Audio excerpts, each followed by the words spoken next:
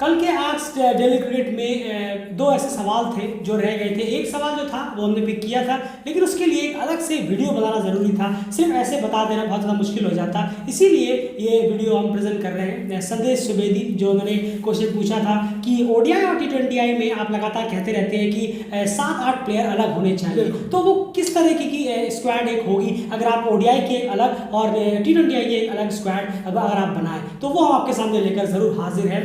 उससे पहले एक और व्यूअर थे जिनका कमेंट लेट आया, तो उसकी वजह से हमने कहा था कि चलिए आपका आंसर आज हम जरूर देने की कोशिश करेंगे। एनपी बॉय जी हाँ, उनका क्वेश्चन था कि श्रीलंकन क्रिकेट को आखिर क्या हुआ है, इतना डाउनफॉल अचानक से कैसे आया। बिल्कुल, देखिए अब श्रीलंकन क्रिकेट में बहुत सारे रीज़न हैं कि बहुत सारा बोर्ड में भी हुआ था, लेकिन उससे भी ज़्यादा ज़रूरी है कि बहुत ज़्यादा चेंजिंग टीम में नज़र आ रही है। सबसे पहले तो सीनियर प्लेयर, हाँ बिल्कुल सही, सीनियर प्लेयर अब रहे नहीं, जी हाँ, आप टीम में वो है नहीं, और एक आध हैं तो वो ना के बराबर ही हैं। चोटिल रहते हैं 7 महीने, एंजेलो मैथ्यूज की बात कर रहा हूँ, चोटिल रहते हैं और ज़्यादा खेलते भी नहीं हैं और परफॉर्म भी नहीं होता। और यहाँ पर दूसरी बड़ी जो चीज़ दिक्कत आती है वो है कोचिंग इनकन्सिस्टेंसी। बहुत ज़्यादा कोचिंग में जो चेंज होता है, साल दर साल, 1 साल, 8 महीना, 1.5 साल, इसके बाद चेंज चालू हो जाते हैं। और पिछले 3 या 4 सालों में हमें तीसरे कोच ये देखने को मिल रहे हैं, मिस्टर क्रिस सिल्वर। बिल्कुल, एक सबसे बड़ी बात है जब आपकी टीम से, जब आपकी स्क्वाड से कई सारे सीनियर प्लेयर्स एक साथ जाते हैं, तो उसके बाद जो यंग प्लेयर्स होते हैं उनके साथ काम करने के लिए एक आपको कंसिस्टेंट और परमानेंट कोच चाहिए होते हैं जो लंबे समय तक उन प्लेयर्स के साथ बने रहे। लेकिन उसी ठीक टाइम में पिछले 4 साल के अंदर 3 कोच चेंज हो जाना, ये अपने आप में दर्शाता है कि कितनी इंस्टेबिलिटी है और इनकन्सिस्टेंसी है कोचिंग डिपार्टमेंट की, अगर हम बात करें श्रीलंका की। वही अगर आप बात करें यार, मिकी आर्थर कुछ बेहतर करते हुए नजर आ रहे थे, लेकिन उनका भी एक्सक्लूजन वहां पर हो गया। लग रहा था कि मिकी आर्थर कुछ बेहतर जरूर टीम के लिए कर सकते हैं, लेकिन उनका भी एक्सक्लूजन यहाँ पर हो गया। उसके बाद आपका एक और सवाल था कि पाकिस्तान प्लेयर्स एलपीएल क्यों नहीं खेलते। आपने एलपीएल लिखा है, मुझे पता शायद एलपीएल लिखा है, जी हाँ बिल्कुल, एलपीएल क्यों नहीं खेलते। ऐसा नहीं है, बिल्कुल एलपीएल खेलते हैं। शोएब मलिक, मोहम्मद हफीज, शाहिद अफरीदी, उसके बाद मोहम्मद आमिर, मोहम्मद इरफान, आजम खान, मोइन खान की उनके समाप्त कीजिएगा, मोइन खान की बेटे, तो वो सारे प्लेयर्स ऑलरेडी एलपीएल खेल चुके हैं और लगातार खेलते रहते हैं। और अगर आप कह रहे हैं कि सीनियर प्लेयर्स जो मेन प्लेयर्स हैं इस वक्त स्क्वाड के, वो लोग क्यों नहीं खेलते, तो जाहिर सी बात है कि उनका जो इंटरनेशनल फिक्सर्स है वो एलपीएल के साथ क्रैश होता है। इसी वजह से वो प्लेयर्स अवेलेबल उनसे नहीं रहते हैं, फिर रेस्ट ले लेते हैं ताकि आने वाली सीरीज के लिए खेल सके, क्योंकि वो आईपीएल तो है नहीं जो पूरी तरह रुक जाए। यही आपका तीसरा सवाल है कि आईपीएल के वक्त इंटरनेशनल क्रिकेट क्यों रुक जाता है। बिल्कुल, इसमें कोई दोहराई नहीं है। देखिए, इसके बहुत सारे रीजन निकाले जा सकते हैं, बहुत कुछ बोला जा सकता है, लेकिन ये आपको भी मालूम होगा, अंदर ही अंदर हमें भी मालूम है कि जो अदर बोर्ड्स हैं वो अपने गुड बुक्स पे आने के लिए ज़्यादा बीसीसीआई से तीखी बहस ना हो जाए, ये ना हो जाए, लड़ाई ना हो जाए, प्लेयर की अवेलेबिलिटी हम दे पाएँ आईपीएल को, इसलिए वो अच्छी तरह एक बॉन्डिंग रखते हैं बीसीसीआई के साथ, इसलिए वो अपने कोई मैच वैच कराते नहीं है। हाँ, ऑप्शन है, बी टीम का, सी टीम का ऑप्शन है जरूर, टाइम मैनेजमेंट का भी, बिल्कुल टाइम मैनेजमेंट का भी है, लेकिन कहा ना कि बीसीसीआई के साथ अच्छी बॉन्डिंग, अच्छी दोस्ती लंबे टाइम के लिए, इसलिए वो ये सब कराते हैं। बिल्कुल, कुछ होते हैं गुड बुक्स में आने के लिए ये चीज़ें से बचते हैं, कुछ होते हैं जो क्या कहते हैं रिस्क नहीं लेना चाहते, नहीं चाहते कि कुछ खामियाजा में भुगतना पड़े, या फिर कुछ जो है वो इनडायरेक्टली डायरेक्टली कोई कॉन्सिक्वेंस फेस करना नहीं चाहते, ये जानते हुए कि सामने बीसीसीआई की टीम है और वहाँ पर आईपीएल में अपने ज़्यादा से ज़्यादा प्लेयर्स को भेजने की पूरी ज़्यादा कोशिश रहती है ताकि बीसीसीआई की तरफ एक लचीला रुख उनका भी बना रहे। ये रियलिटी, हार्श रियलिटी है जो आपको ज़्यादातर बाकी लोगों को अगर आप पूछेंगे तो आपको बताने को नहीं मिलेगा। चलिए, आपका आंसर हमने क्लियर करने की पूरी कोशिश की है। अब यहाँ पर आ जाते हैं संदेश सुवेदी की जो क्वेश्चन है उसको लेके। एंड ओडीआई की स्क्वाड और T20I की स्क्वाड अलग अलग हमने बनाने की पूरी कोशिश की है। ये टीम हम डेफिनेटली ये चाहेंगे, आगे आपको बताएंगे जरूर कि इसमें क्या कुछ चीज़ें हैं, लेकिन ये जो टीमें हैं, 2 अलग अलग जो स्क्वाड है, ये 14 मेंबर स्क्वाड हमने बनाई है, 14 ओडीआई की और 14 T20I की। और डेफिनेटली मिनिमम 2 साल इस टीम को अगर आप इसी हाल पे छोड़ दें, 2 से 2.5 साल इसी हाल पे छोड़ दें बेहतर और प्रॉपर कोचिंग के साथ, तो डेफिनेटली आपको बहुत ज़्यादा बेहतर रिजल्ट्स देखने को मिलेंगे बजाय अभी के वक्त के। शुरुआत ओडीआई स्क्वाड से करेंगे, प्लेयर नंबर 1। बिल्कुल कुशल भुर्तेल प्लेयर नंबर 1 हमने जो पिक किया है अपने स्क्वाड। बिल्कुल कुशल भुर्तेल और आसिफ सेठ जी हाँ, दोनों प्लेयर्स में रहेंगे। ओपनिंग प्लेयर हमने player। से लगातार कहा, अभी की बात कर रहे हैं हम, वर्ल्ड क्रिकेट लीग 2 अभी भी चल रहा है, तो हम चाहेंगे यही प्लेयर लगातार कंटिन्यू करिए, ये नहीं कि अब यहाँ पे फिर कोई आए वो फ्लॉप हो तो फिर एक और आ जाए। अब नेक्स्ट सेशन से आप किसी और ओपनिंग प्लेयर को जरूर ट्राई करिए, लेकिन अभी के लिए कुशल भुर्तेल आसिफ सेठ हमारे ओडीआई स्क्वाड में जरूर रहेंगे। उसके बाद बिल्कुल जो हमारे तीसरे प्लेयर, माफ कीजिएगा, तीसरे जो प्लेयर हैं वो हैं देव खन्ना। बिल्कुल देव खन्ना इस स्क्वाड में जरूर रहेंगे हमारे ओडीआई स्क्वाड में। ओडीआई में उन्होंने अच्छी परफॉर्मेंस करके दिखाई है और लगता है उनका टेम्परामेंट देख के कि वो ओडीआई को ज़्यादा सूट करते हैं। देव खन्ना तीसरे प्लेयर वहाँ जरूर होंगे। उसके बाद चौथे प्लेयर की बात करें, बिल्कुल चौथे और पांचवें की इकट्ठा ही बात कर लेते हैं क्योंकि बहुत इंपॉर्टेंट प्लेयर हैं, बहुत ही ज़्यादा टीम के मेंबर हैं सॉलिड, रोहित पटेल और दीपेंद्र सिंह हैं। बिल्कुल कोई दराई नहीं है, इन दोनों को आपको साथ में रखना ही होगा, बल्कि ये तो वो प्लेयर्स हैं जो आपको दोनों तरफ बैलेंस करके रखने होंगे। ये 5 प्लेयर हो गए। अब अगले 2 प्लेयर की बात करें, बिल्कुल भीम शार्की एंड आरिफ शेख। बिल्कुल जी हाँ, ओडीआई स्क्वाड में भीम शार्की को हम चाहेंगे कि वो एक लंबे समय के लिए अपनी टीम के साथ जुड़े रहे, उन्हें ज़्यादा मैचेस मिले, उन्हें मौका मिले, प्लेइंग 11 में उन्हें जगह मिले, क्योंकि आपको 2 चीज़ों में बांटना है कि आप किस तरह की टीम, किस तरह की जगह कंडीशंस के लिए तैयार करते हुए नजर आ रहे हैं। भीम शार्की एक बहुत अच्छा ऑप्शन हो सकते हैं वनडे में अगर आप उन्हें ट्राई करें। थोड़े से लोअर ऑर्डर में, बिल्कुल लोअर ऑर्डर में भी नहीं, लेकिन जब मिडिल ऑर्डर और लोअर ऑर्डर के बीच में जो फेस होता है वहाँ पर बहुत ज़्यादा इंपैक्टफुल होंगे। और आरिफ शेख डेफिनेटली एक हैंडी प्लेयर है, पार्टनरशिप बिल्डअप करने में एक बहुत अच्छे प्लेयर वो साबित हो सकते हैं। उनके शॉट्स ऐसे नहीं होते कि यहाँ और बस अंधाधुंध मारना चालू कर दिया, वो काम कंपोज पार्टनरशिप भी आपके साथ लगातार दे सकते हैं। ये 7 प्लेयर हो गए। अगले 2 प्लेयर, बिल्कुल सुनील धमाला और विवेक यादव। बिल्कुल यहाँ पर एंड सुनील धमाला को पिक करने की जो बात है, ज़्यादा हमने उनकी क्रिकेट देखी नहीं, ज़्यादा क्या हमने देखी ही नहीं उनकी क्रिकेट। अब शायद ये जो जिम्बाब्वे के खिलाफ मैचेस होंगे उसमें हम देखने की जरूर करेंगे। यहाँ पर एक चीज़ और हमने की है, यहाँ पर ज्ञानेंद्र मल्ला टीम में हो सकते थे। आप में से बहुत लोग सोचेंगे कि ज्ञानेंद्र मल्ला इस स्क्वाड में क्यों नहीं है। डेफिनेटली क्योंकि ज्ञानेंद्र मल्ला को लेकर कैन में ही, कोचिंग स्टाफ में ही शायद अब उन्हें लेने के लिए कोई खास दिलचस्पी नजर नहीं आ रही है। जब वो ऐसे एक डोमेस्टिक लिस्ट टूर्नामेंट में, एक नॉर्मल टूर्नामेंट में अगर उनको नहीं लिया गया तो डेफिनेटली इसका मतलब है कि शायद टीम मेंबर, कैन मैनेजमेंट जो भी है वो अब इससे आगे देखने की कोशिश कर रहे हैं। ज्ञानेंद्र मल्ला से आगे का कुछ ऑप्शन अगर वो कैन की तरफ से लिया जाता है तो डेफिनेटली सुनील की जगह पे ज्ञानेंद्र मल्ला को ओडीआई स्क्वाड में जरूर यहाँ पर पिक करेंगे, लेकिन लगता नहीं है कि ज्ञानेंद्र मल्ला को लिया जाएगा। तो सुनील धमाला और विवेक यादव जी हाँ, डेफिनेटली इनको तो स्क्वाड में नेपाल भी लेता है लेकिन खिलाता नहीं है, वो बात और है। इनको प्लेइंग 11 में मौका मिले, इनको लगातार ओडीआई में मैचेस मिले तो बहुत बेहतर होगा। बिल्कुल। और अब आ जाते हैं हम बॉलिंग अपने डिपार्टमेंट में, और करण केसी और सोमपाल कामी। जी हाँ, हमें कोई दराई नहीं है, वो क्यों है, किस वजह से है, वो रीजन आपको ही पता है और हमें भी पता है। अगले 2 प्लेयर की बात करें, बिल्कुल संदीप लामिछाने एंड सुशांत भारी। बिल्कुल, तो संदीप लामिछाने यहाँ पर डेफिनेटली कैप्टन है और बेहतरीन स्पिनर है, वो टीम में जुड़े हुए रहेंगे। एंड सुशांत भारी को हमने यहाँ पर क्यों लिया? बिल्कुल एक स्पिनर सारे डकेल और शाह आलम को क्यों? नहीं, देखिए अब वो खेल भी चुके हैं टीम के साथ और बेहतर है, और जब भी उन्हें डोमेस्टिक में मौका मिला है उन्होंने अच्छा परफॉर्म किया है।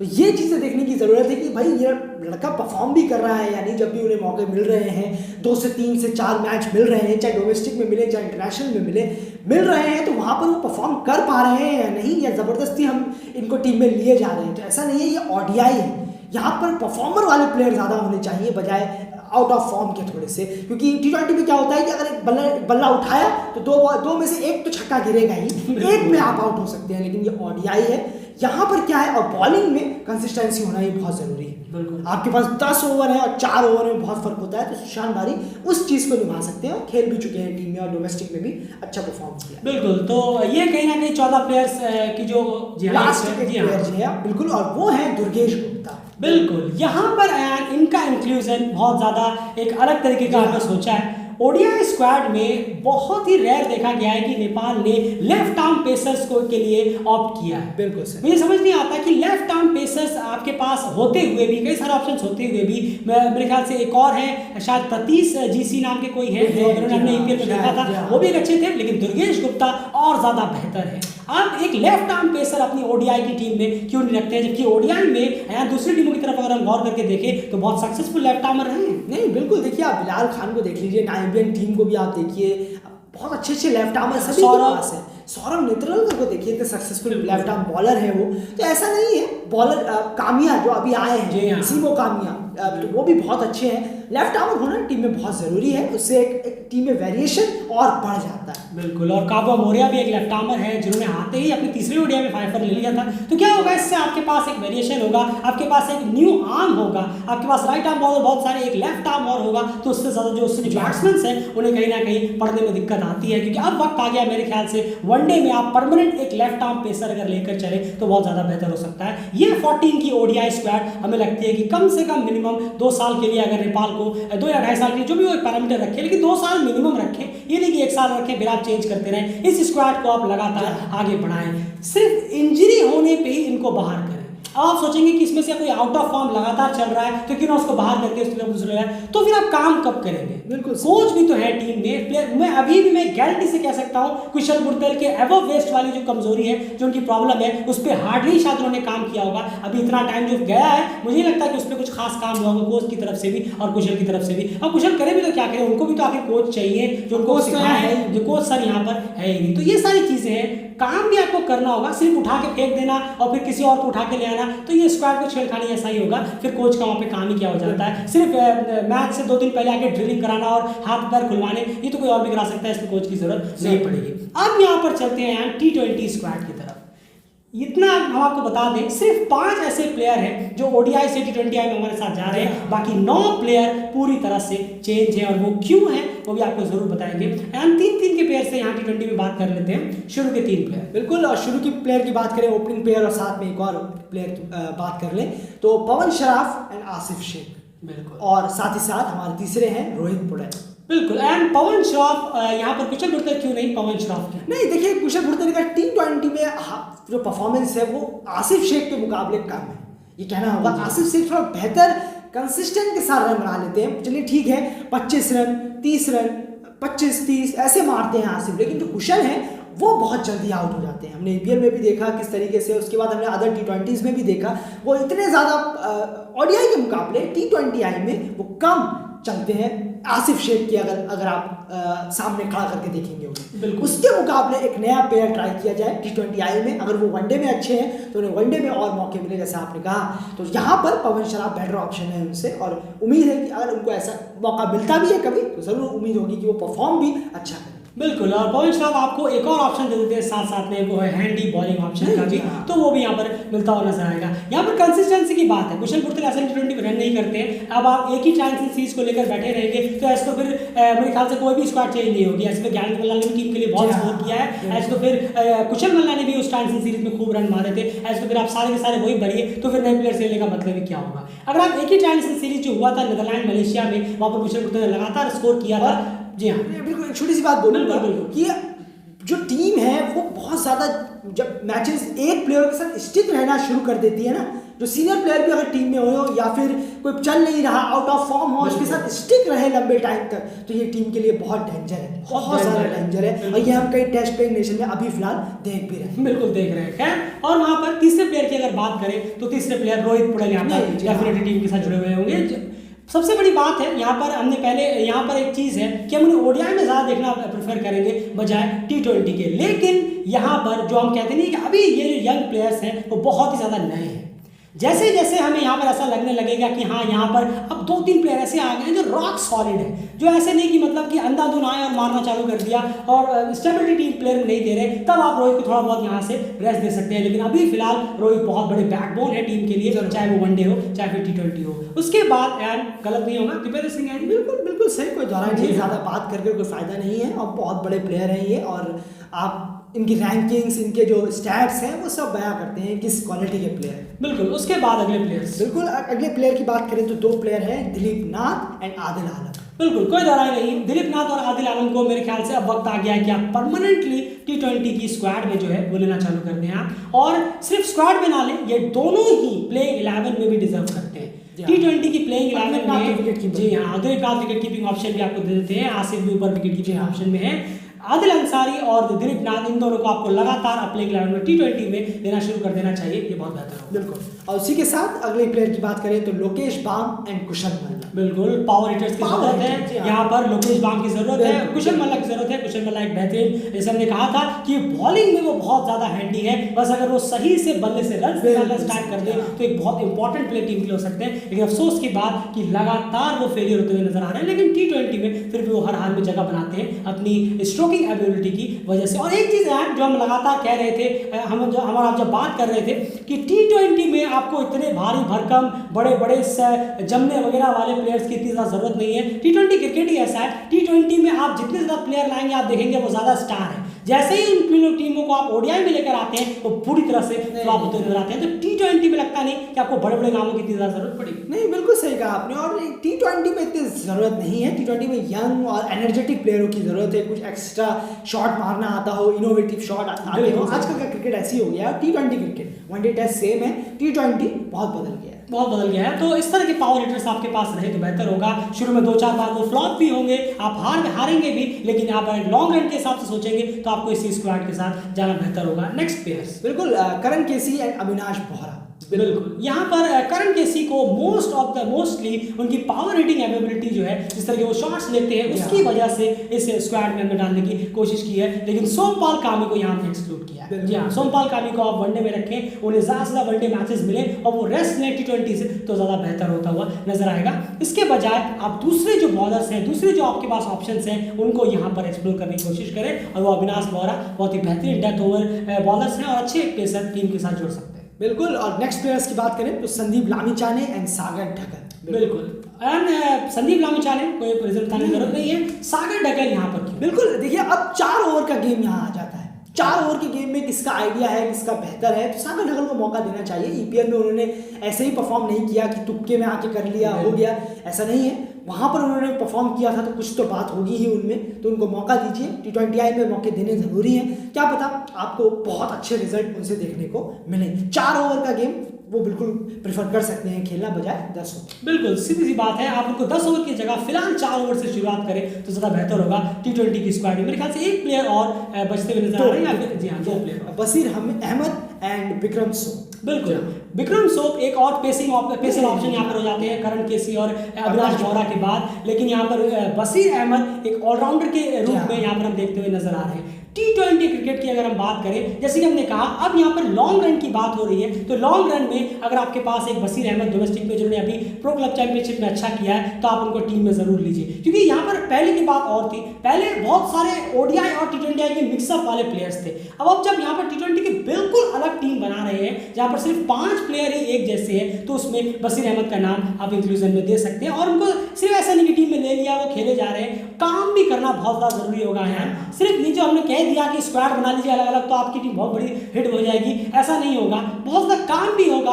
वनडे में तो ज़्यादा होगा और T20 में भी इंडियन प्लेयर्स के ऊपर बिल्कुल बहुत ज़्यादा काम करने की ज़रूरत है, तभी तो रिजल्ट मिलेगा। काम नहीं होगा तो रिजल्ट भी नहीं मिलेगा। इन प्लेयर्स पर, T20 के प्लेयर्स पर बहुत ध्यान देने की ज़रूरत है और ODI प्लेयरों को भी अपनी मिस्टेक्स पर सुधारने की ज़रूरत है। एक छोटी सी बात जल्दी से कह दूं कि आप देखिए, जिन्होंने भी T20 वर्ल्ड कप जीता है उनके प्लेयर्स आप उठा के देखिएगा। 2007 में जब इंडियन टीम वर्ल्ड कप जीती तो उसमें अजीबोगरीब प्लेयर थे, जोगिंदर शर्मा भी मौजूद थे वहाँ पर, वहाँ पर वो टीम मौजूद थी और रॉबिन उथप्पा ये सब भी थे। लेकिन और अब वेस्ट इंडीज ने जीता, ऑस्ट्रेलिया के पास इतने अच्छे अच्छे प्लेयर थे पहले, Shaun Marsh, Michael Hussey, Shane Watson, तब ऑस्ट्रेलिया वर्ल्ड कप नहीं जीती। अब जाकर जब इनोवेटिव आइडिया वाले प्लेयर आए, मैक्सवेल, स्टॉइनिस, ये सब, मैथ्यू वेड, ये सब आए, मिचेल मार्श, ऐसे आए तो जीत गए।